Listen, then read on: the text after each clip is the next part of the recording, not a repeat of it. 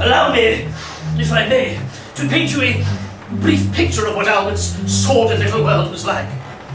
The area we now call Spitalfields owes its name to a hospital and priory once known as St Mary's Spital. It was founded in 1197. The majority of building in the area was done in the middle of the 17th century after the Great Fire had swept through the unsuspecting capital in 1666. The market was established in the 1680s. The magnificent Christ Church was consecrated in 1729. The thriving silk industry began its long decline after the 1820s, and as a result, many of the merchant dwellings became slums of the worst kind, almost entirely inhabited by cockneys. At this time, it wasn't unusual to find 20, maybe even 25 Bow-Bell Cockney families living in the same privy at the one time. Diseases such as cholera, the consumption, smallpox, scarlatina, typhus, rickets, and chronic reversed flatulence ran rife. And the ever-present criminal byproducts of moral dilapidation, such as prostitution, violent assault, baby farming, gusset scraping, and clown baiting repeatedly ravaged an already brutalized and poverty-stricken community. It was now safe to say that Spitalfields had become London's worst criminal rookery, with Flower and Dean Street being dubbed in 1881 as perhaps the foulest and most dangerous street in the metropolis. So it was on Flower and Dean that Albert Scratch, the penny toy man, materialized.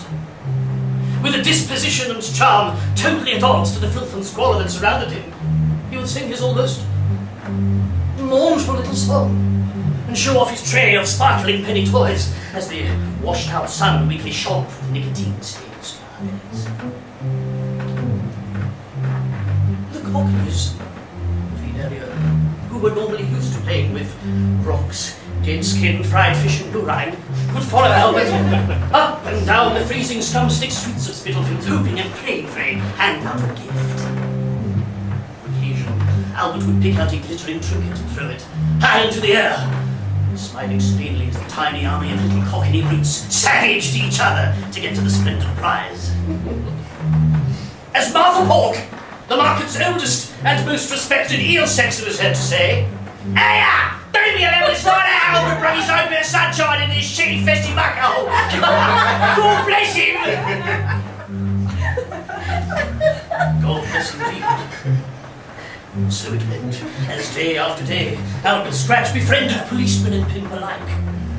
He extended his gentle kindness and warm jocularity to all that crossed his path, and in time, everyone without exception came to treasure the presence of dear Albert, and all agreed wholeheartedly that he made their troubled and sometimes awful lives just that little bit more bearable.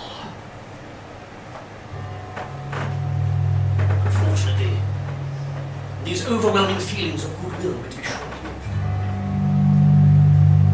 On the morning of the 17th of January, a one Catherine Croot, who was at that time living in a rat-infested lodging house at number 56, Flower and Dean, with her two children, Thomas 6 and Mabel 4, was awoken at 5 a.m. by the screams of a terrified young Thomas.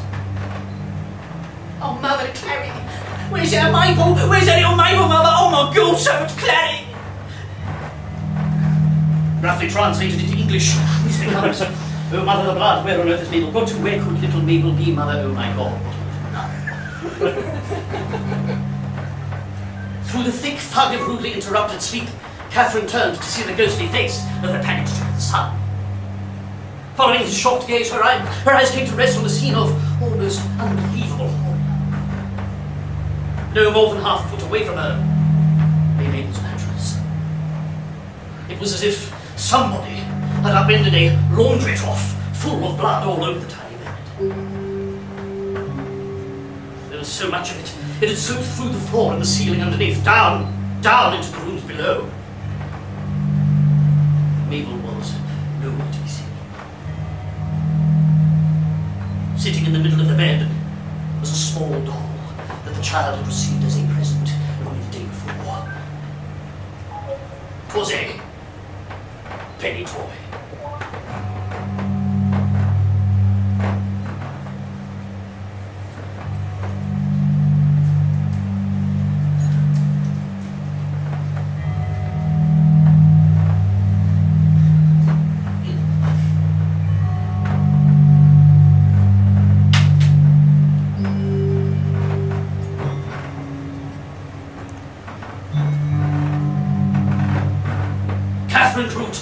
Screamed until she lost consciousness.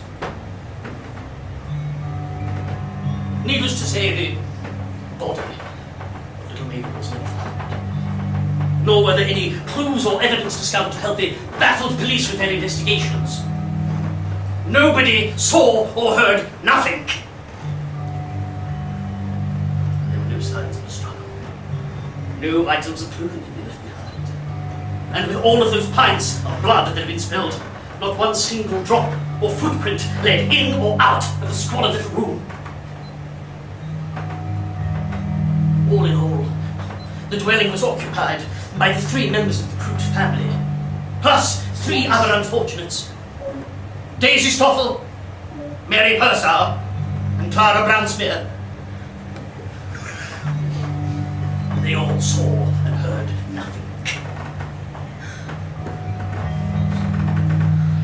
Body. No leads and no clues. The subsequent search and investigation was soon called off, and the case of little Mabel Croot was closed and filed away forever in some dark corner of Scotland Yard. Unsolved.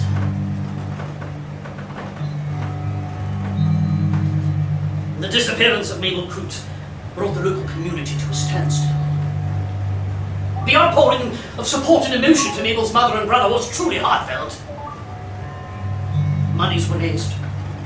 Cards and flowers in abundance were left at the doors of the lodging house. Long vigils were held. Somebody even suggested having a bake-off. But that idea was quickly abandoned. When Albert was informed that one of his penny toys was the only item belonging to young Mabel found at the scene, he openly wept.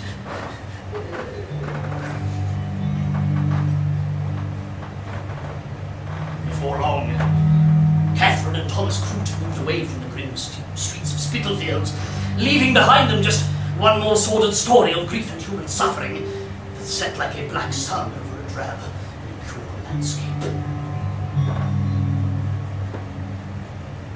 Aside from the usual gossip, theorizing, and ghoulish storytelling, the atrocity quickly began to fade in the minds of the local residents as the battle of day-to-day Cockney survival once again took center stage.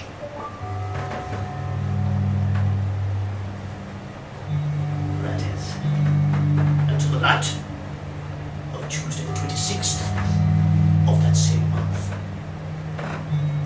Jonathan Proctor, a hawker and sometime rag and bone man, was slowly making his way eastward down Winthrop Street with his cart and 2 horses at approximately 11:30 p.m.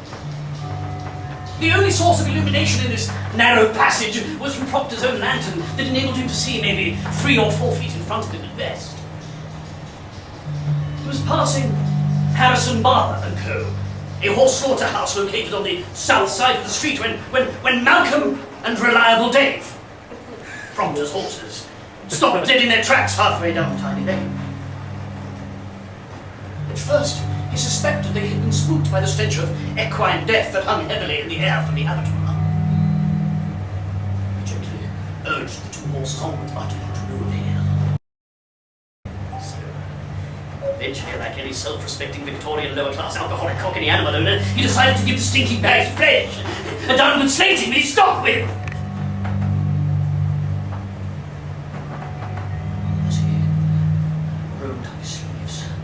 Prepared to give the beasts flogging, he suddenly paused and squinted into the darkness.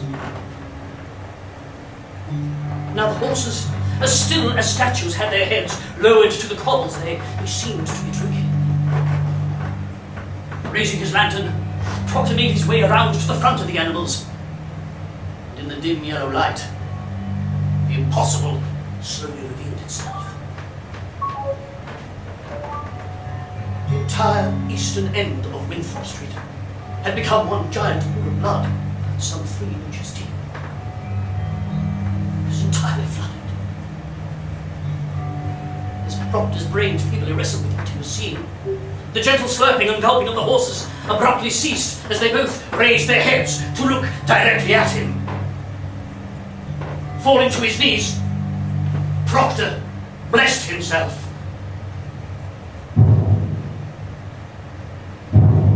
The muzzle of each horse was thickly slicked with dark rancid blood and chunks of flesh where the possessed creatures had gorged themselves. Their eyes burned with a bright hellfire that bathed their master in a diabolical glow. Jonathan Proctor's lips uttered desperate pleas for help, but no sound came. Then, like 2 huge marionettes having their strings severed, the great beasts collapsed to the ground, overturning the cart and smashing it to matchwood. They died instantly in heaving convulsions as he, screaming Proctor, covered his face. It was then that he heard the whispering children's voice. Jonathan Proctor, open your eyes and bear witness.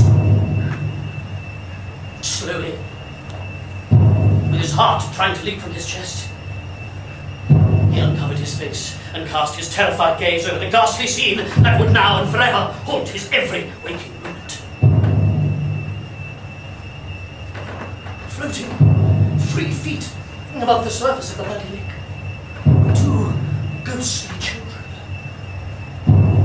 The apparitions gently rocked and swayed in the night air as their crimson reflections shimmered in the horrendous light.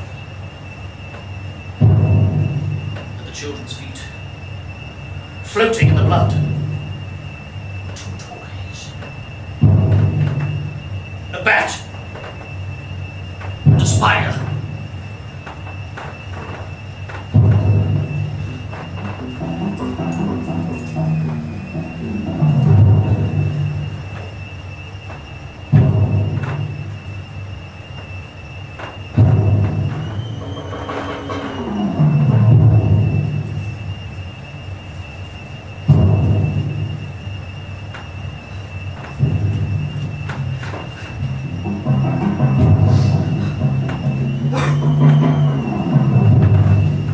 Children spoke in unison.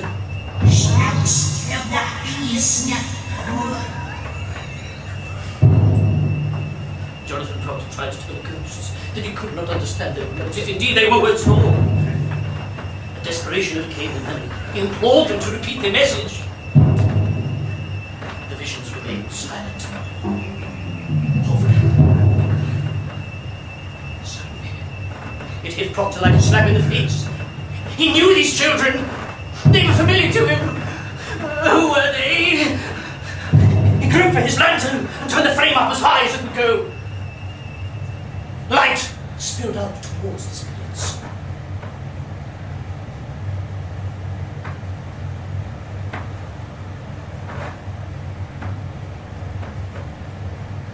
Jonathan Proctor was never able to clearly identify the 2 floating children. For it would seem that at the exact same moment his lantern illuminated the darkness of Winthrop Street, Proctor's mind collapsed in on itself. He was found at approximately 3:15 a.m., staggering down the Mile End Road, bare-assed, minus his core